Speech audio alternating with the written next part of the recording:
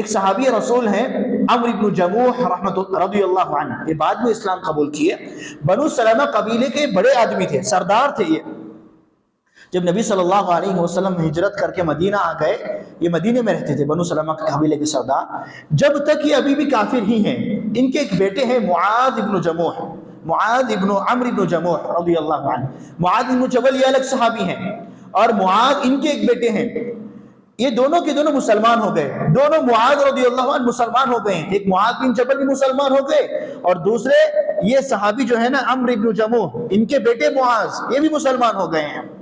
نبی مدینہ آ چکے ہیں، جب بھی اسلام ابھی غالب ہو رہا ہے، غالب آ رہا ہے اسلام، لیکن اسلام کی باتیں ان کے سمجھ میں نہیں آ رہی ہیں۔ ہمیشہ ایک بت ان کے پاس تھا، کیونکہ قبیلے کے سردار تھے۔ میں نے بتایا نا، قبیلے کے اگر کوئی سردار ہوتا تو وہ اپنی سرداری کے طور پر اپنا ایک بت الگ سے بنا لیتے، اور اس کو پاک صاف رکھتے، اس کو عطر لگاتے، اس کو نہلاتے دھلاتے، سب کچھ کرتے تھے، بہت پاک صاف رکھتے تھے۔ ان کا بھی ایسا ایک بت تھا۔ اب ان کے بیٹوں نے سوچا، کیونکہ قبیلے کے سردار تھے، اگر ان پر کوئی خروش آئی نا تو پورا قبیلہ سامنے لڑنے کے لیے کھڑ جاتا۔ اب ان کے بیٹے نے سوچا، ان کے بیٹے کون؟ معاذ ابن عمرو رضی اللہ عنہ اور معاذ بن جبل، یہ دونوں پلاننگ کر رہے ہیں، دونوں معاذ مل کر پلاننگ کر رہے ہیں ابھی کہ ابھی ان کو سبق سکھانا ہے۔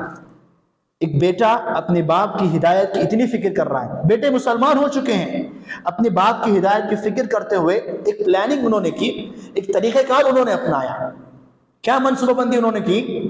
انہوں نے پلان کیا، جب رات میں عمرو جو قبیلے کے سردار ہیں، ابھی بھی کافی ہیں، جب وہ سوئے ہوئے ہوتے ہیں نا، ان کا جو خاص بت تھا اس کو لیا، اور وہاں مدینے میں جہاں لوگ گندگی ڈالتے تھے وہاں لا کر اس بت کو پھینک دیا۔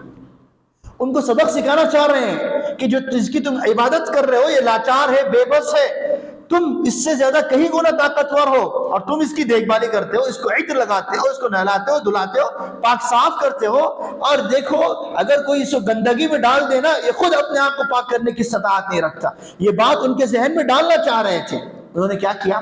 پہلے دن آئے، رات میں آہستہ سے بت کو لیا، دونوں نامی معاذ رضی اللہ عنہ، بت کو لیا، اور جہاں مدینے کے لوگ گندگی ڈالتے تھے وہاں پھینک کر چلے گئے۔ صبح ہوئی، عمرو نے دیکھا کہ میرا بت ہی گھر میں نہیں ہے، پورا گھر تلاش کیا، بت کہیں ملنے کا نام ہی نہیں ہے۔ مدینے کی گلیاں انہوں نے پھیری، اور آخرکار اس جگہ پر آئے جہاں لوگ گندگی ڈالتے تھے، وہاں دیکھا ان کا بت پڑا ہوا ہے۔ بہت افسوس ہوا، بہت غصہ آیا انہیں۔ وہ کہتے ہیں، اما واللہ لو اعلم من فعل هذا بك لاخزینہ، اللہ کی قسم اگر مجھے معلوم ہو جائے نا کہ تیرے ساتھ یہ سلوک کس نے کیا ہے، میں اس کو رسوا کروں گا، اس کو سزا دوں گا۔ یہ قبیلے کے سردار تھے، ان کا بہت مقام تھا، بہت طاقت تھی انہیں۔ یہ غصے میں خطاب کر کے اپنے آپ سے کہہ رہے ہیں، اگر مجھے معلوم ہو جائے کہ جس نے بھی یہ کام کیا ہے میں اس کو رسوا کروں گا، بہت کٹھن سزا میں اسے دوں گا۔ وہ لائے بت کو، نہلایا دھلایا، عطر لگایا، پھر پاک صاف کر کے اپنے گھر میں رکھ دیا۔ دوسری رات ہوئی، پھر سے یہ دونوں صحابی آئے، اس بت کو لیا، پھر سے وہیں ڈال دیا۔ صبح ہوئی، دیکھا کہ پھر سے بت نہیں ہے۔ اب پھر اٹھائے انہوں بت، لائے اپنے گھر، اس کو نہلایا دھلایا، عطر لگایا، پاک صاف کر کے رکھا۔ اب جب رات ہوئی نا، اپنے بستر پر جانے سے قبل وہ آئے اپنے بت کے پاس، آ کر کہنے لگے، ثم جاء بسیفہ فعلقہ، اپنی تلوار لائے، تلوار لا کر اس بت کے گردن میں لٹکا دی۔ اور لٹکا کر کیا کہا معلوم انہوں نے، عمرو بن جموح نے، کہ انی واللہ ما اعلم من یصنع بک ما ترى، قسم اللہ کی مجھے معلوم نہیں ہے کہ تو کون تمہارے ساتھ ایسی حرکت کر رہا ہے کہ راتوں رات تمہیں جا کر گندگی والی جگہ میں ڈال رہا ہے، میں نہیں جانتا۔ اور دیکھو، فَإِن كَانَ فِيكَ خَيْرٌ فَامْتَنِعْ، اگر تمہارے اندر کچھ خیر ہے، تمہارے اندر کچھ طاقت ہے، اور اگر تم اپنا دفاع کرنا جانتے ہو تو یہ تلوار میں تمہارے گردن میں لٹکا رہا ہوں، کوئی آئے نا تمہیں اٹھانے کے لیے، اس کو مار دینا، اس کو ختم کر دینا۔ اب بت سے کہہ رہے ہیں، فَهَذَا السَّيْفُ مَعَكَ، یہ میری تلوار ہے، تمہارے ساتھ میں رکھ کر جا رہا ہوں۔ اب 2 راتیں ہو گئیں، 2 راتوں میں انہوں نے ویسے ہی تجربہ کیا، ویسے ہی تجربہ ہوا، 2 راتوں میں بھی ان کا بت گندگی والی جگہ پڑا ہوا تھا۔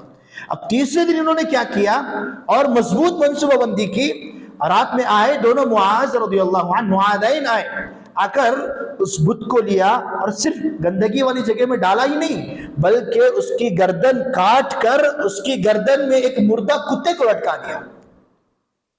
اب صبح ہوئی، سیدھا دیکھے اپنے کمرے کو آئے، بت کی جگہ پر بت وہاں موجود نہیں ہے، تو فوری وہاں گئے جہاں بت 2 دن سے پڑا ہوا تھا، وہاں آئے اور دیکھا کہ اتنا برا منظر ہے کہ وہ جس کو اپنا خدا اور اپنا معبود تسلیم کر رہے تھے، ایک تو اس کی گردن کٹی ہوئی ہے اور دوسرا مردار کتا اس کی گردن میں لٹکا ہوا ہے۔